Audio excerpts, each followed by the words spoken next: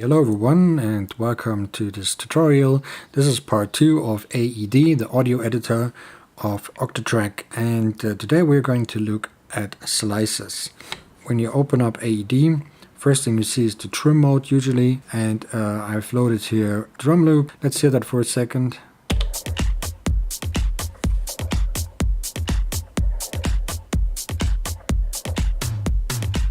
Eight-bar loop. And at the end there's some type of tom fill, and so I think it's about 6 or 5 sounds that we can get out of this drum loop. To enter the slice mode you press on amp, and at the moment you don't see anything here. The top row of knobs don't do anything. The bottom navigation for zooming works of course, and then you can look around. To add a first slice is you press yes, choose the first option, add slice here, and here relates to the playhead. Playhead can be moved by using the level knob, and then you just press yes, add slice here.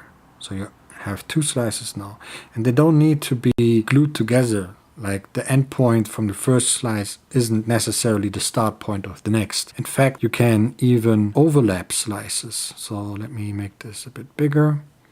Now we move back and forth. You can do that with the cursors. So we go to slice 1 and increase it. And now if you go back and forth, you can see they share a location in the sample.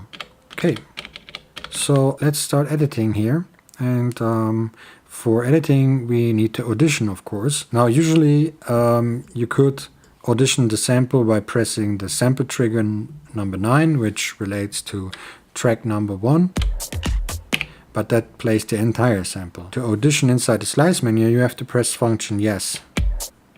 And you have to hold down the button to play the entire slice. Let's zoom in here and make our first cut.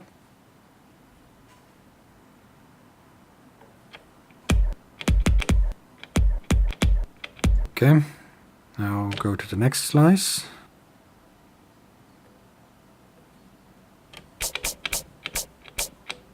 Alright, next slice. Now use the level knob to find a new location, add slice here, audition where we at. Now let's zoom out again, because I think I want the toms that are at the end. Let's scroll to the end. Okay, so now we added about 8 slices here. Now we can access this menu anytime we want, pressing no. Now we have to set up the track to work with slices instead of time. So we double tap, and here you can see at the top there's a SLIC, short for slice, and we just turn that on. Now when we leave the source setup, the start knob now will read SL123 and so on up to the max of 64 slices. And now we can parameter lock the slice. So I'm just going to place them here randomly and say this is 2, 3, 1, 8, 5, 7 and 6 here, and let's do another 8 here. No idea how this will sound.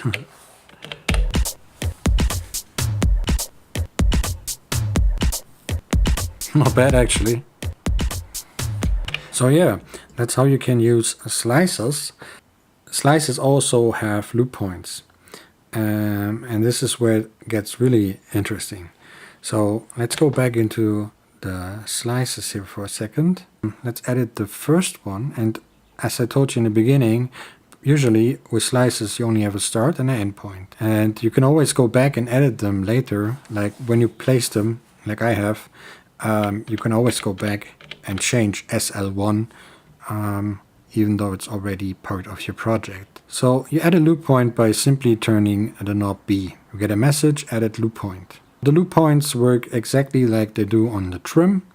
You place them somewhere, it starts wherever it starts, gets past the loop point, placed at the end, and then returns to the loop point. So when we audition the slice now, we notice there is no looping happening because like on trim, you have to enable the loop mode in the attributes. So we go into attributes and activate the loop mode. And now when we audition, we can hear that the looping actually works, and we can edit it to our liking.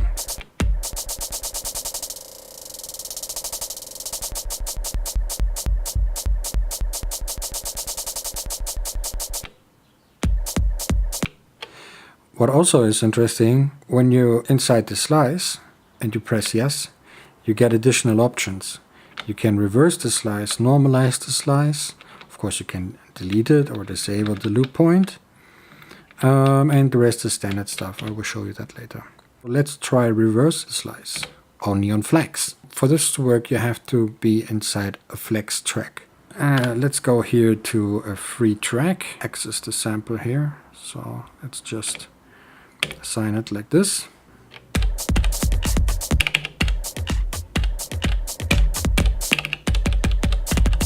Okay, now we're in the flex track. So add a slice, add a loop point, audition.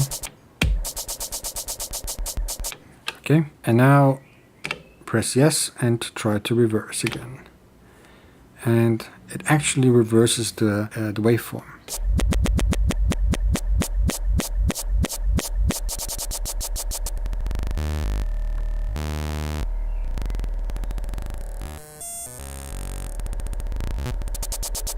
Okay, enough of that.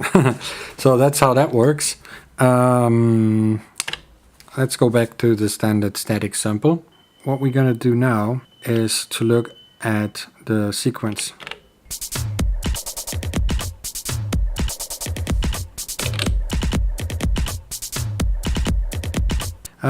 It's not actually musical, but it works. What we can do is we can fill all these blanks just for fun. And it will sound like a mess. And let's go back into the slice editor. Let's look at the other options that we have here. We got delete all slices, obviously would remove everything. Then we got create slice grid, create linear locks, random locks, and change the view. Let's start by deleting all slices. Now the next option, create a slice grid. Slice grid will divide the sample material by the amount of slices shown on the screen and spread it across the entire length of the sample. So let's say we want 16 slices, so for one slice for every step. Done, that's it. Now we got 16 slices going on here. We have some locks, it jumps in between, but we can also use the create locks function. We press yes again. There's create linear locks and random locks. Linear means it will go 1, 2, 3, 4, 5, 6, 7 and so on. And random, it will look at the triggers that you have placed and just randomly picks a slice for this slot. So let's try linear first. You can see it's jumping. It skips a bit because the slice is longer than the step would actually play. So to counter this, we could lower the tempo. But there's of course time stretching. Let's disable time stretch.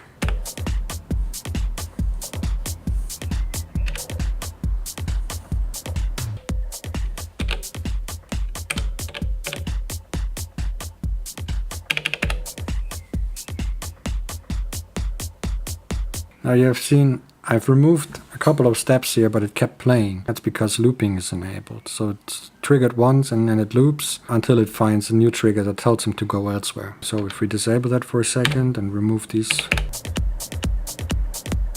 it still does that because in source setup I've enabled looping as well.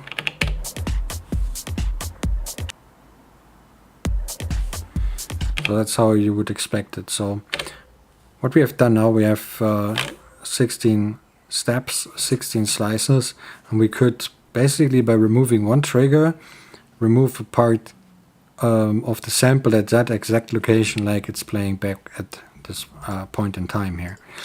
It's kind of cool. So the next one is random locks. And now it's placed random locks for each trigger.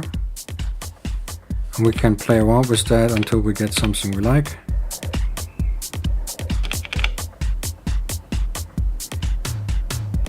Easy remixing. The other thing we can do in this menu is, of course, change the view back to stereo if we need that, or choose the right channel. Other than that, I think, yeah, there's not much else we can do here. So let's see how loop points work. Go to the slice menu, create linear locks. Okay, let's edit the first slice, add a loop point. We have to go into the source menu to also activate looping.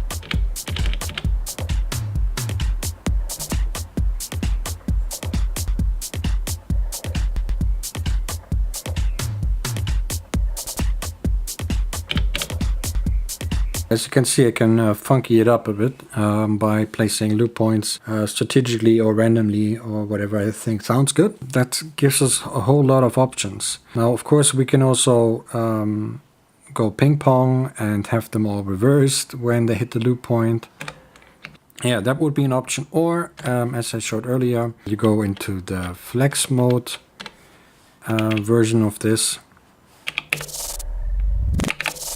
And there you could work with actually reversing the slice and then place locks and then use loops. So you can take it even further and really go into deep with this thing. Okay, that's it for slicing on the Octatrack. I hope you liked this episode. Tomorrow we will look at the edit menu and check out the rest of the AED. Leave a like if you liked it. Leave a comment if you have any questions. See you in the next one.